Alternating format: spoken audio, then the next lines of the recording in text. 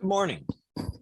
Welcome to Plainfield Congregational Church, United Church of Christ.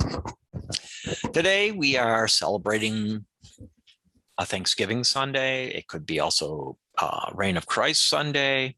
It could just be the last Sunday of the church year because next Sunday is Advent. Time goes fast, doesn't it? Can you imagine? Next Sunday is Advent. This is the Sunday, the last Sunday of the church year, and it's right before Thanksgiving, which is in a few days. And I am here earlier in the week, and it's obviously a change of the seasons. It's chilly out today, and I am in my recording area, but I am with you on Thanksgiving Sunday because of this. And the first thing I want to look at is today's reading. You have 10 people who have leprosy. They come to Jesus. Jesus heals all 10 of them. 9 of them go away. One who went away comes back to Jesus and gives thanks to Jesus. It turns out the one who came back to thank Jesus is a foreigner, the Samaritan, the despised one in the story and in the culture, the outsider, the disenfranchised. The other 9, then we assume, are Jewish.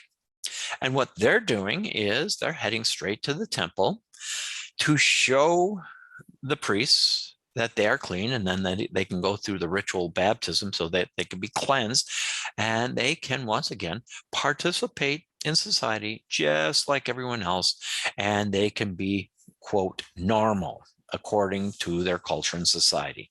They're no longer outsiders, but they have been healed so they can be just like everyone else.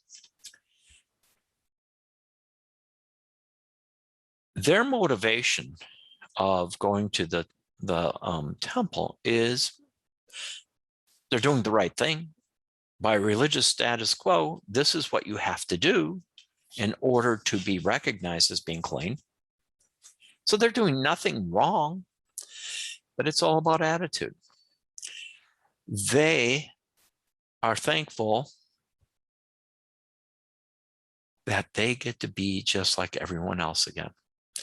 There isn't really a gratitude for anything more than we're healed. Things are back to normal, or at least we get to be normal according to like everybody else. They didn't see the bigger picture, nor did they want to see the bigger picture. They just wanted the comfort of being just like everyone else. And they got it. And they didn't see a need to thank Jesus for this. Instead, we go to the temple, let them recognize it. They didn't see the power of God in this. It was just, I appreciate what it was like to be a leper. Now I'm back to normal. So, thankfully, I'm not a leper anymore.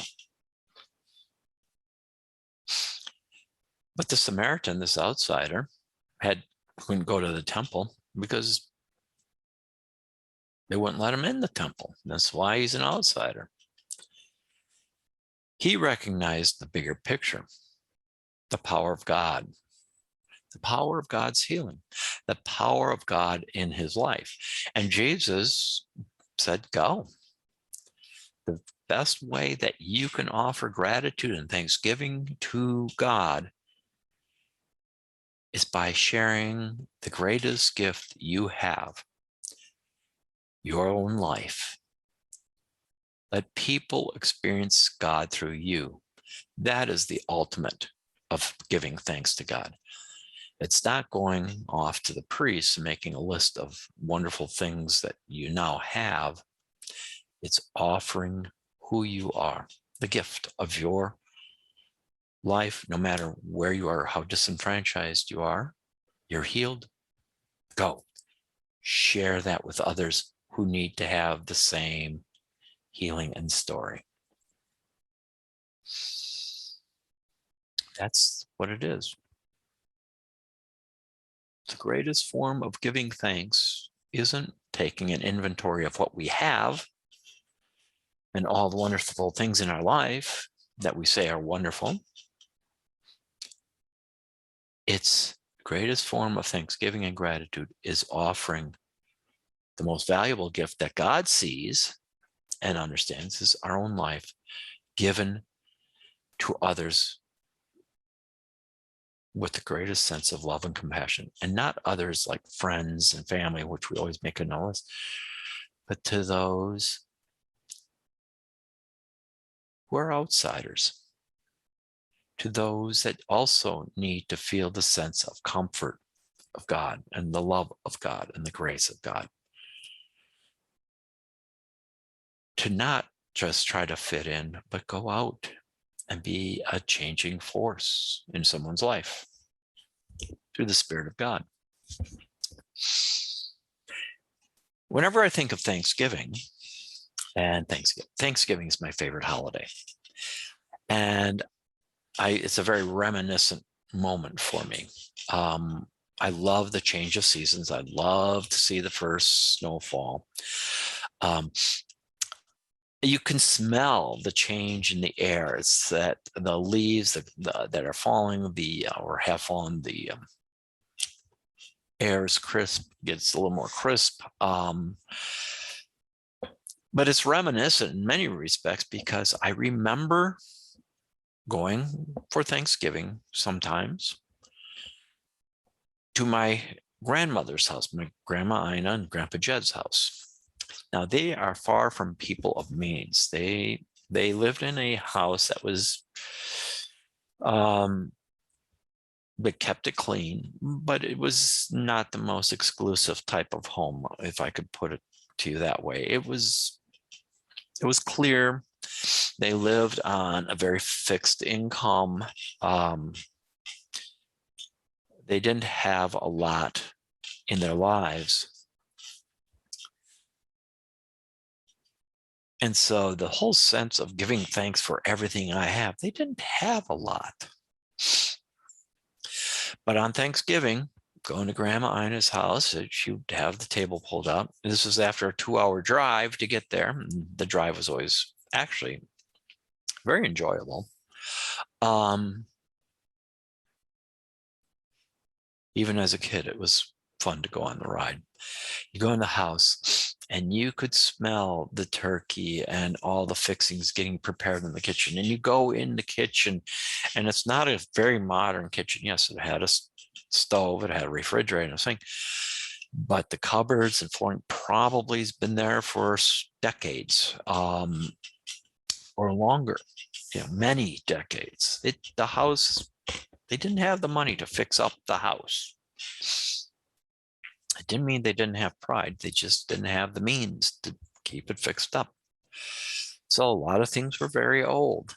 This is back in the 60s and early 70s. So it was like stepping back into the 30s, It had a lot of that look to it. But in that kitchen, my grandmother worked very hard to get things ready. And I know that she probably went to her church Wednesday night, because they always had a Thanksgiving service on Wednesday night. So she would be there first and get home. And Thanksgiving dinner was at noon, because that's what you do. And so she would be in that kitchen early morning getting things ready.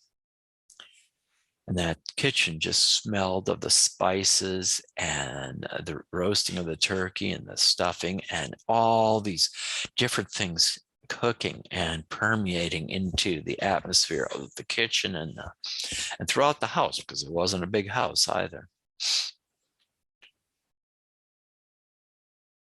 This was my grandmother's way of giving thanks to God.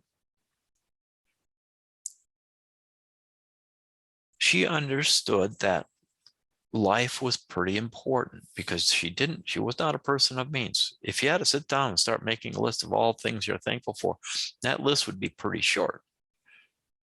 But she understood that she was a gift. And on this every Thanksgiving, she had to share some of herself in gratitude to God with others. She gave of herself. And every Thanksgiving, I think of those smells and that sense of gratitude.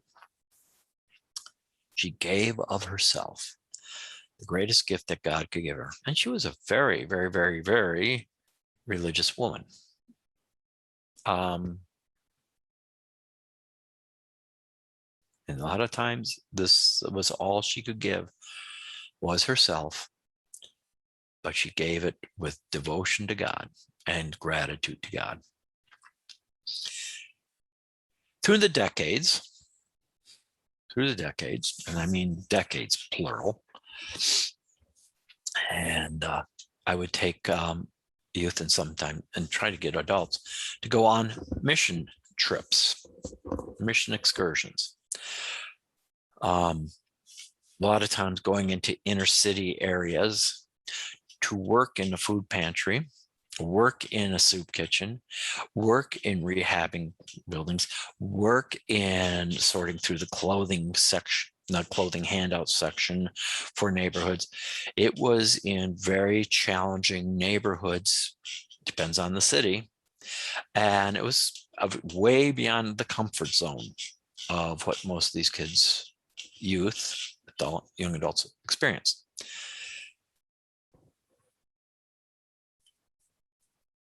Whenever I would organize these trips and I would explain this to the adults of the church, here was their response. They need to go there. We support that. Those youth need to go and see what's going on. So when they come back, they will appreciate what they have. They will be thankful for everything they have in their life. And that's not what the purpose was. The purpose wasn't a wake-up call that now you're going to come back and you're going to appreciate the way things are, and you're just going to kind of fit into the way we have in our society, and you'll just be thankful of how the status quo is. That wasn't the purpose. The purpose was to serve. And oftentimes in a very compassionate but blunt way, I would say, maybe all of you need to go also. Because none of them have ever done this before. None of them ever gone into the inner city. None of them ever really gone very personal with the issues of poverty and homelessness and hunger and the other isms that go with that. Because the mission trip wasn't designed to be a wake-up call, shock wake-up call for these kids, so that when they return, they give thanks that their lives are going to be the way it's supposed to be with other, status quo.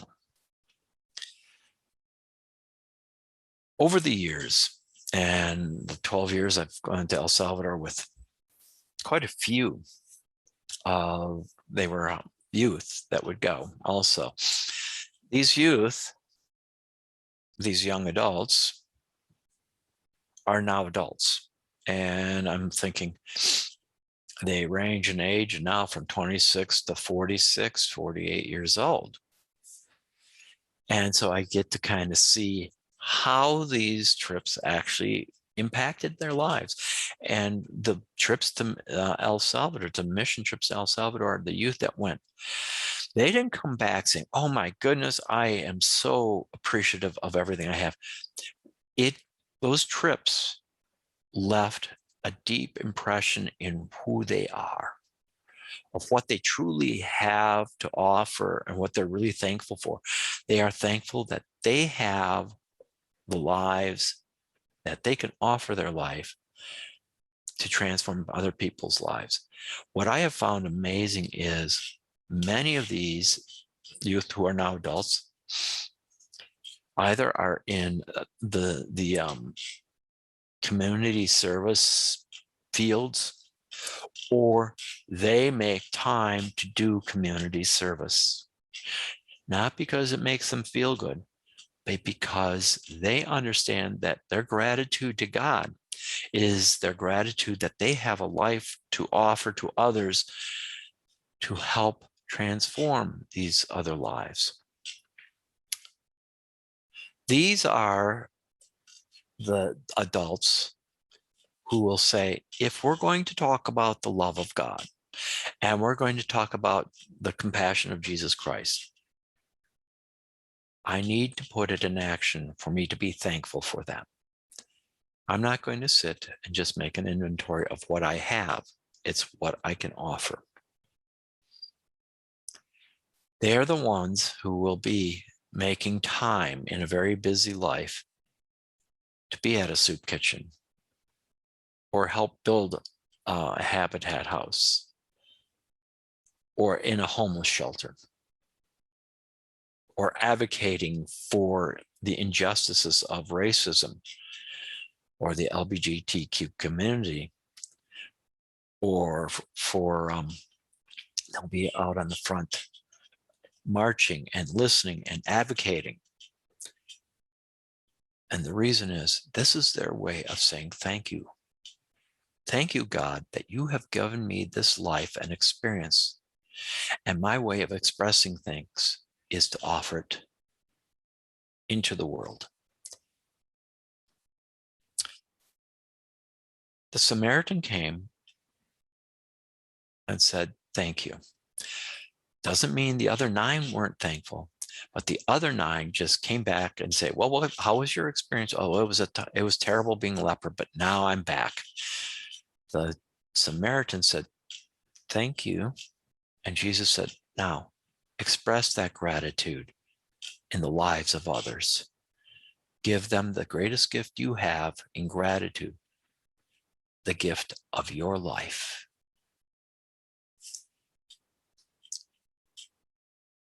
Have a blessed Thanksgiving.